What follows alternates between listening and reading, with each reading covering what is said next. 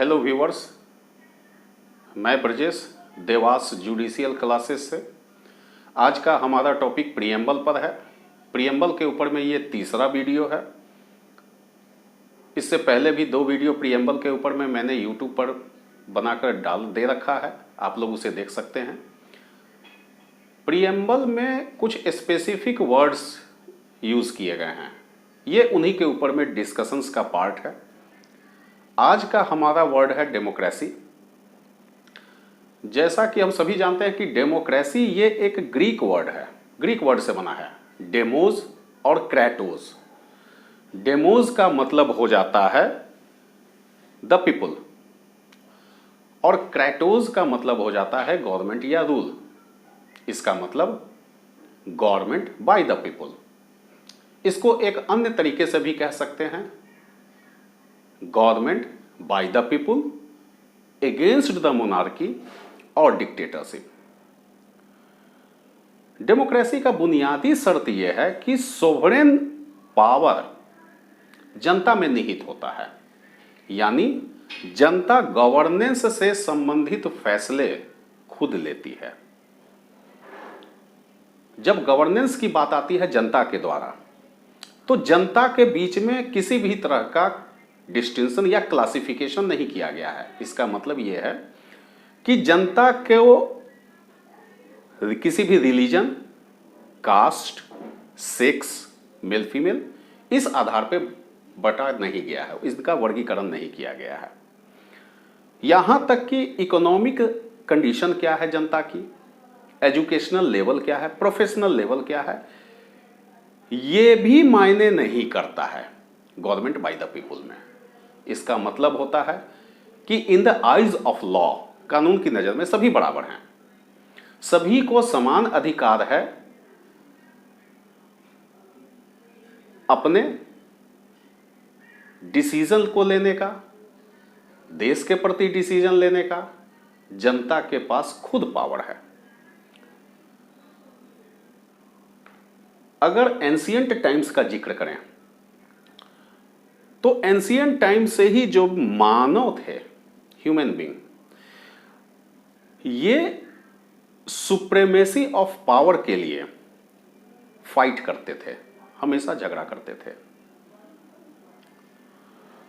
लेकिन डेमोक्रेसी इस फाइट को, सुप्रीमेसी ऑफ पावर के फाइट को खत्म कर दिया और अब डेमोक्रेसी के मार्फत इस आर्म्स कॉन्फ्लिक्ट को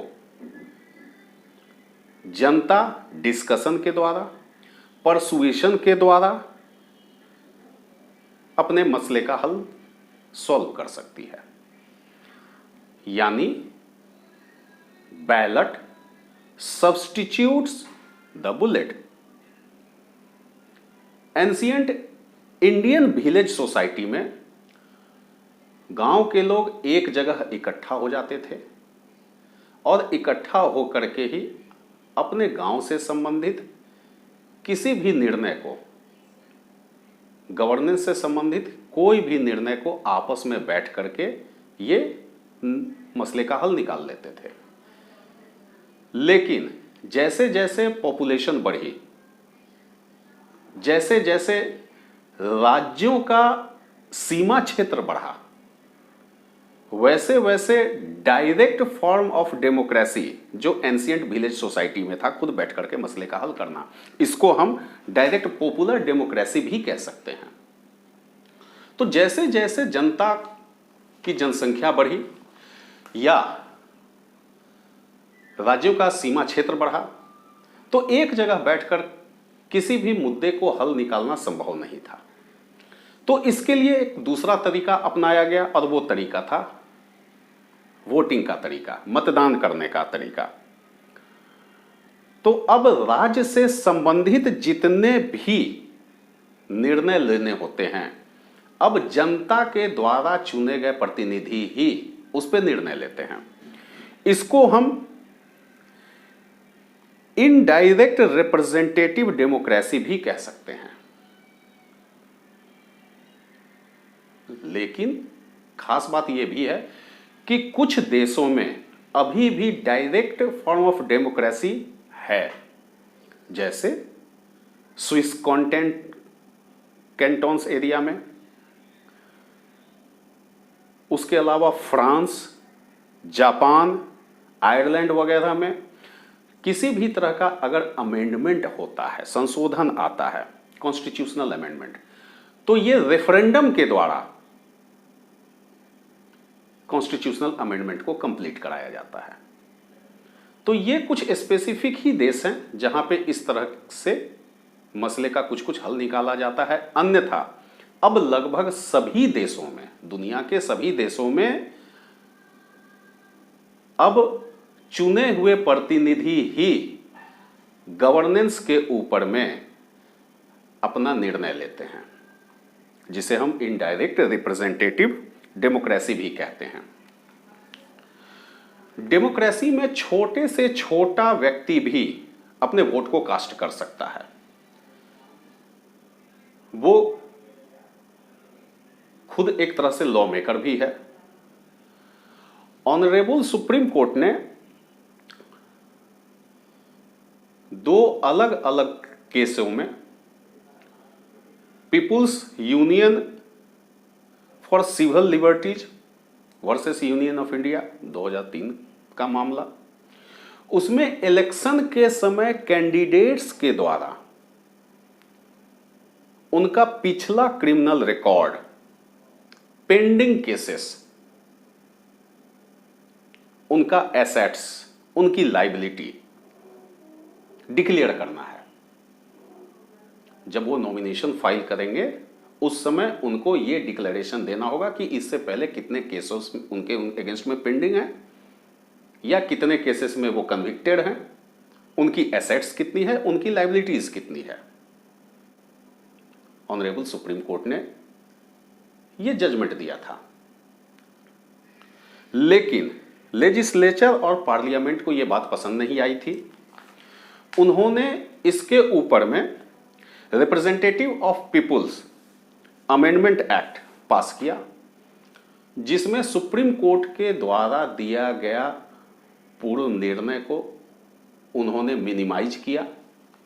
लेकिन फिर बाद में ऑनरेबल सुप्रीम कोर्ट के सामने ये representative of people's amendment act का मामला लाया गया, जिसे ऑनरेबल सुप्रीम कोर्ट ने सेट असाइड कर दिया और अपने पुराने निर्णय को ही ऑनरेबल कोर्ट ने दोहरा दिया। यानी कि कैंडिडेट को अपना एसेट्स, लायबिलिटी और साथ में अपना क्रिमिनल एंटीसीडेंट्स पेंडिंग या कन्विक्टेड हैं, वो at the time of filing nomination उन्हें दिखला देना होगा, दे देना होगा।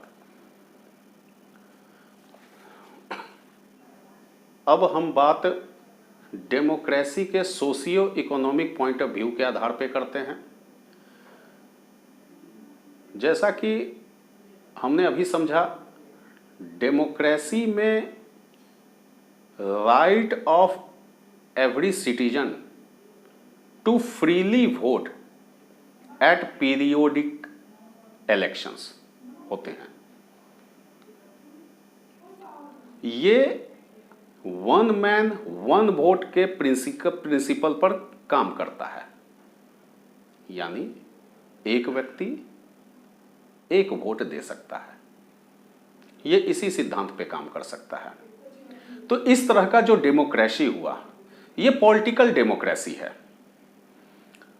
पॉलिटिकल डेमोक्रेसी में हम तब तक उसे नहीं पा सकते हैं, एक नेशन तब तक सक्सेस नहीं करेगा जब तक कि पॉलिटिकल डेमोक्रेसी के अलावा सोशियो और इकोनॉमिक डेमोक्रेसी ना आ जाए।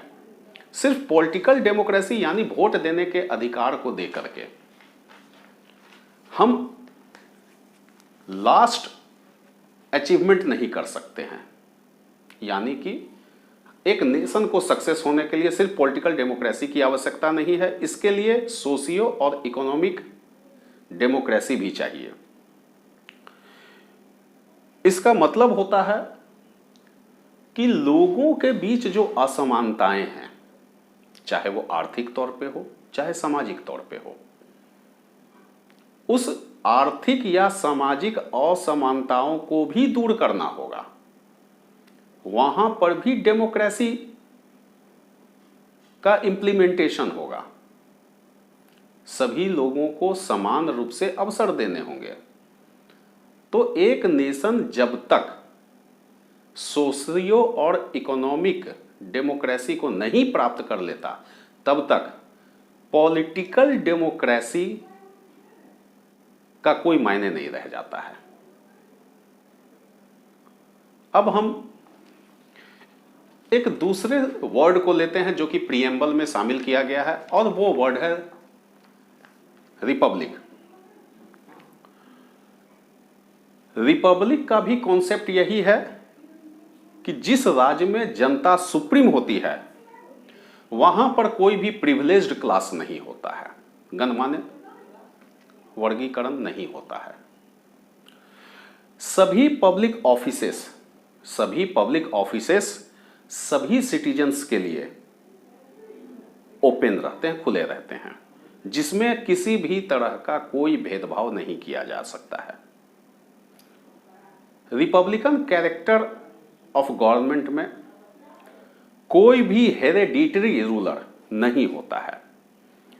यहां पर हेड ऑफ द जो नेशन होते हैं, जैसे हमारे यहां प्रेसिडेंट हैं, हेड ऑफ द जो नेशन होते हैं उनका चुनाव एक इलेक्टरल कॉलेज के द्वारा किया जाता है, और इलेक्टरल कॉलेज में वही व्यक्ति होते हैं जो जनता के द्वारा चुने गए होते हैं। यानी जनता के द्वारा चुने गए व्यक्तियों के बीच इलेक्टरल कॉलेज बनता है, और वही इलेक्टरल कॉलेज मिलकर के प्रेसिडेंट को चुनते हैं। तो प्रेसिडेंट का भी चुनाव होता है। यहां पर ब्रिटिश क्राउन के जैसा कोई कॉन्सेप्ट नहीं है। उसके बाद अगला वर्ड है प्रीएम्बल में जस्टिस, यानी न्याय। जब हम प्रीएम्बल पढ़ेंगे तो देखेंगे कि जस्टिस जो वर्ड है वो वर्ड लिबर्टी, इक्वलिटी और फ्रेटर्निटी से पहले रखा गया है। इसका मतलब है कि जस्टिस सभी क्षेत्रों में होना चाहिए। सिर्फ legal justice by the court नहीं, justice in majority of the people जाना चाहिए। आज का हमारा ये वीडियो इन्हीं वर्ड्स के ऊपर में था। उम्मीद है कि आप इसे समझ पाए होंगे। लास्ट वीडियो इसके बाद आएगा प्रीएम्बल पर ही। उसमें कुछ और भी शब्द बचे हुए हैं प्रीएम्बल के, जिनके ऊपर में डिस्कशंस करना है। तब तक आप सभी को मेरा थैंक्स।